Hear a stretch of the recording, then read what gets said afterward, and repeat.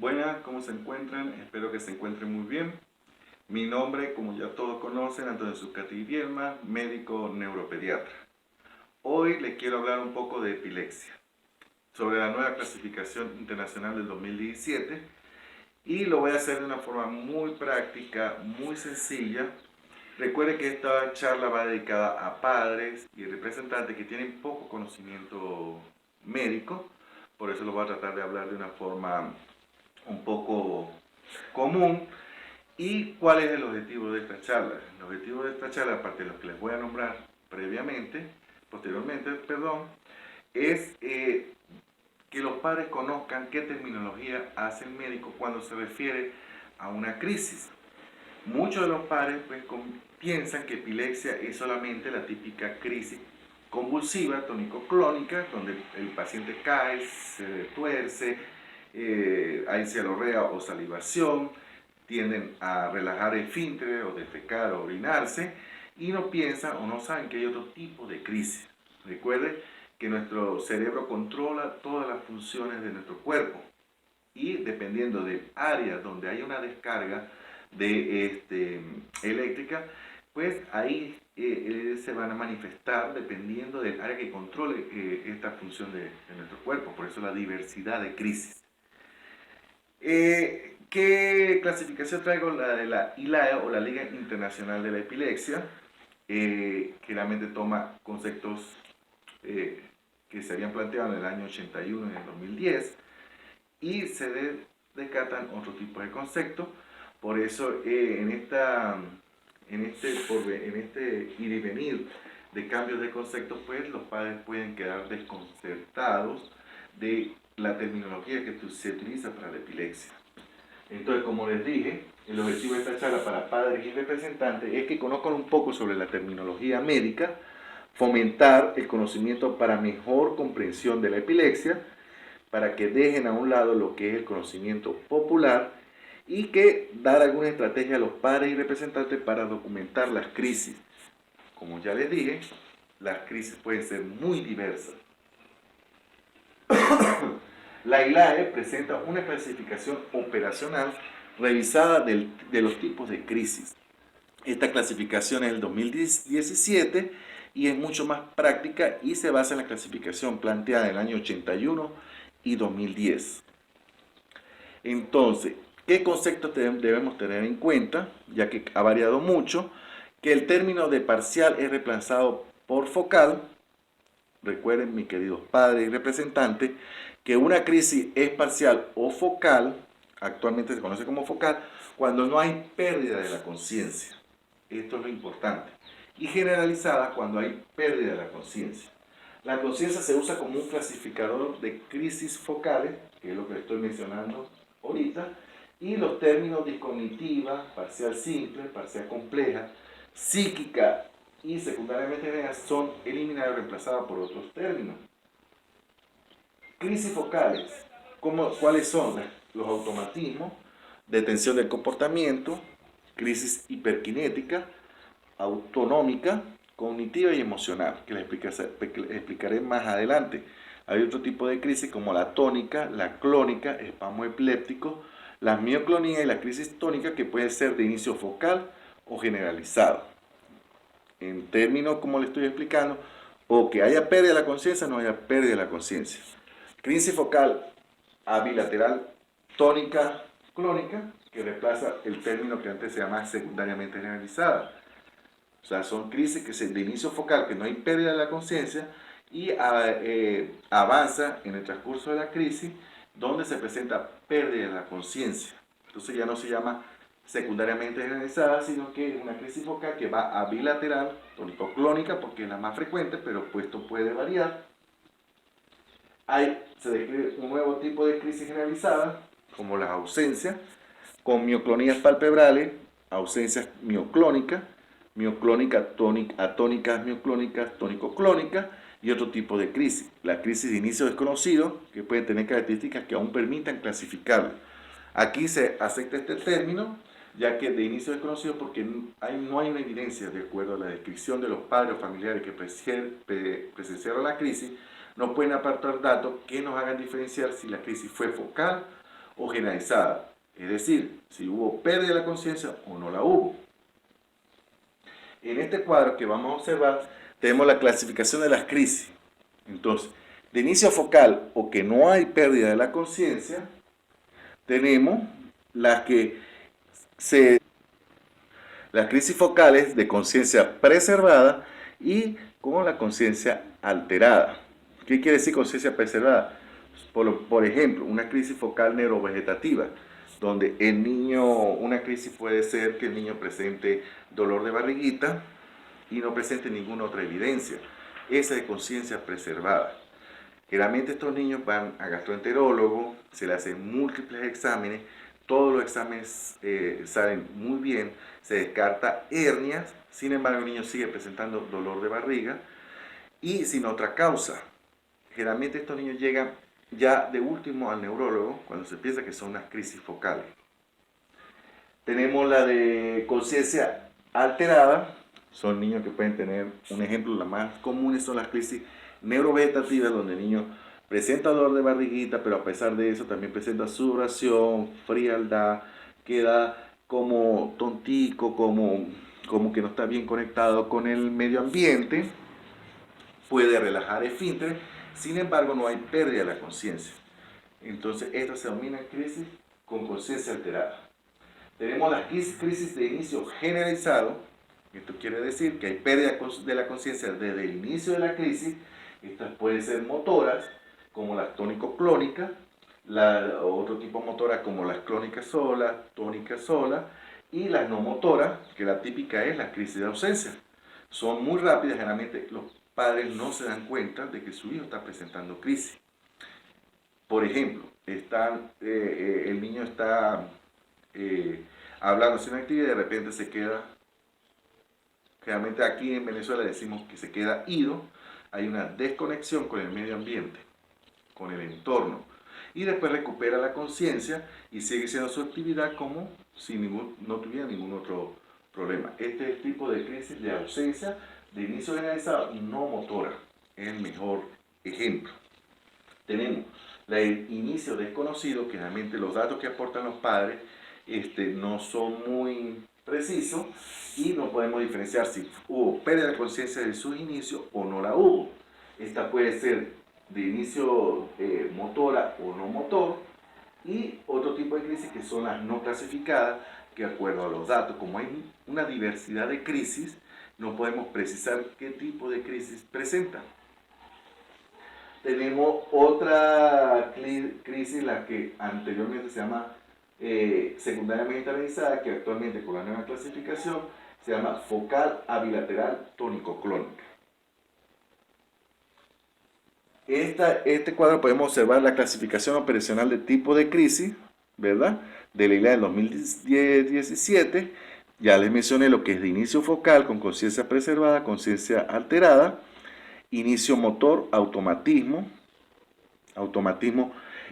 pacientes que presentan un ejemplo de un automatismo, un chupeteo. Tenemos las crisis atónicas, las clónicas, espasmos epilépticos son como sacudidas, las crisis hiperkinéticas, mioclónicas y tónicas. Y las de inicio no motor puede ser autonómica o neurovegetativa, que es el sistema parasimpático y simpático el que produce la descarga. Detención del comportamiento, las cognitivas, las emocionales y sensoriales. Cuando nos referimos a emocional, son crisis que muchos padres no saben, que una crisis puede ser emocional de tipo de ataques de rabia, de ira, llanto sin causa, que generalmente pues, nos orienta mucho que una crisis que tiene la misma duración, generalmente es el mismo comportamiento. La de inicio generalizado tenemos las motoras y no motoras. Las motoras tenemos las tónico-clónicas, las clónicas, mioclónicas, los espasmos epilépticos, y las no motoras, las ausencias, pueden ser típicas o típicas. La ausencia típica es la que les mencioné anteriormente, donde el paciente se queda como que se desconecta sin observar ningún otro componente. Y las atípicas pues puede presentar algún otro componente, ya sea motor, como pestañeo, movimientos automáticos, algún movimiento automático. Y el inicio desconocido como motor y no motor. De acuerdo a la clasificación de la epilepsia, tenemos en este cuadro, que es presentado por la ILAE, tenemos el tipo de crisis, ya les mencioné, la diferencia entre que focal, generalizada y desconocida. Los tipos de epilepsia, puede ser epilepsia focal, generalizada, combinada o de focal a bilateral, y la de inicio desconocido. ¿Qué pasa? Acá está la etiología. Una crisis o un tipo de epilepsia puede tener origen estructural, genético, infeccioso, metabólico, inmune y desconocido. Estructural, que el niño presente una malformación, un trastorno de la migración neuroblástica, de origen genético que es de transmisión genética, por un daño de un gen o la presencia de un gen que provoca una anormalidad.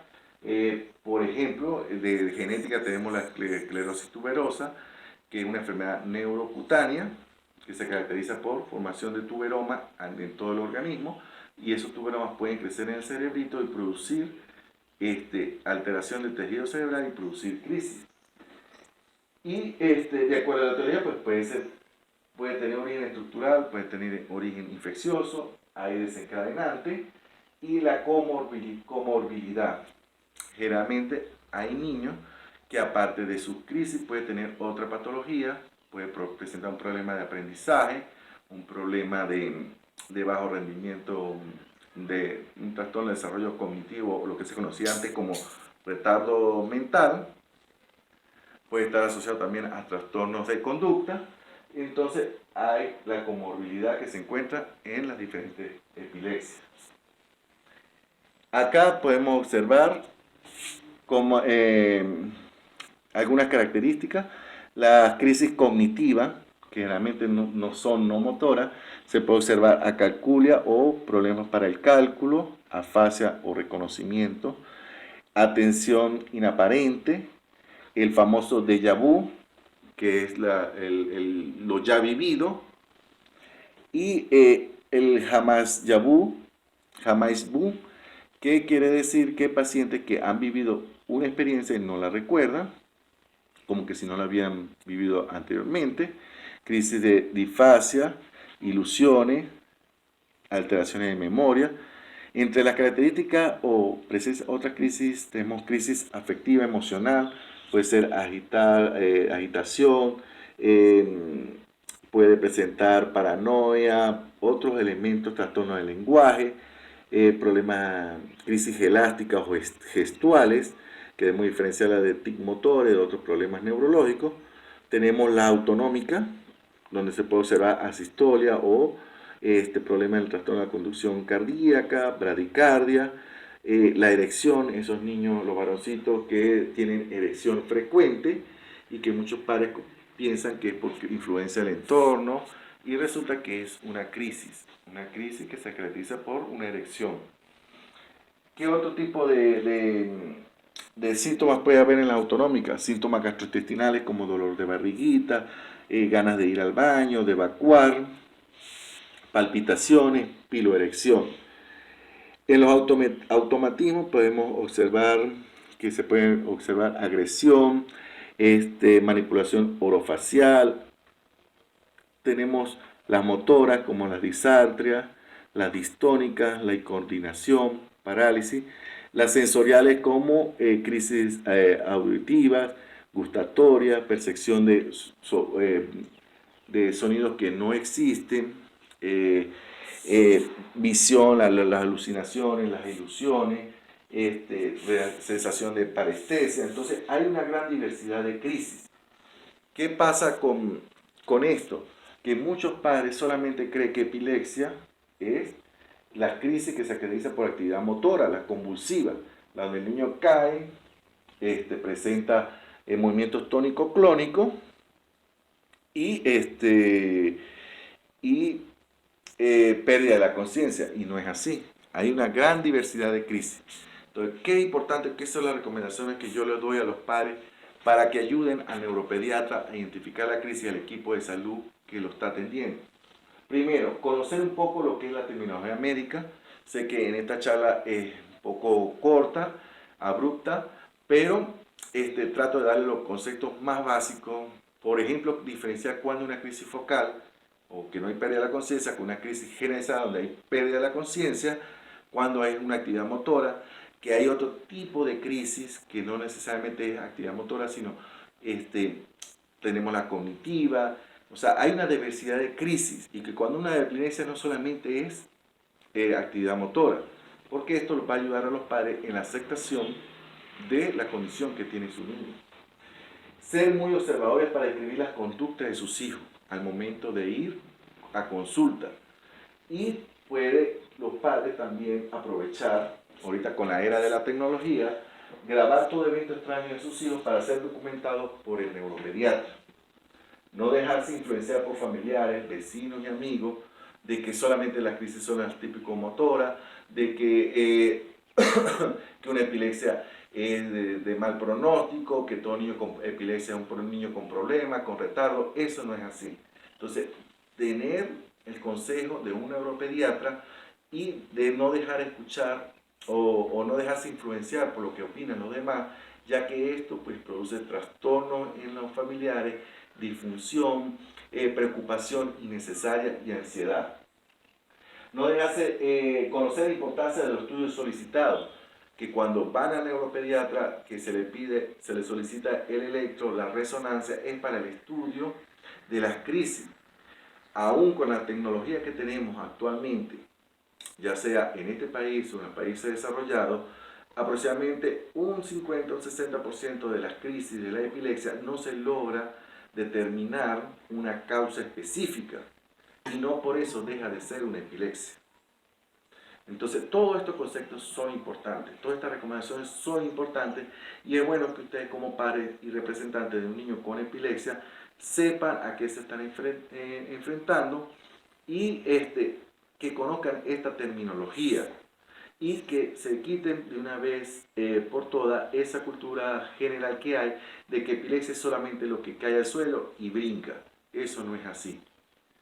Espero que les quede un poco claro. Si he sido muy rápido, porque esta terminología es un poco difícil, es difícil para un neuropediatra, imagínate para un padre representante. Esta charla se programó para que sea entendida para padres y dejarle los detalles a los expertos de la Liga Internacional de la Epilepsia y que los padres aprovechen o sean muy observadores y descriptivos de lo que observan de esos niños que no les parece normal, que al momento de ir a una consulta se aproveche toda esta información para determinar qué tipo de crisis es la que está presentando su hijo. Espero que se encuentren muy bien. Cualquier duda me lo pueden dejar en el box. Recuerden suscribirse al canal, darle like y compartir.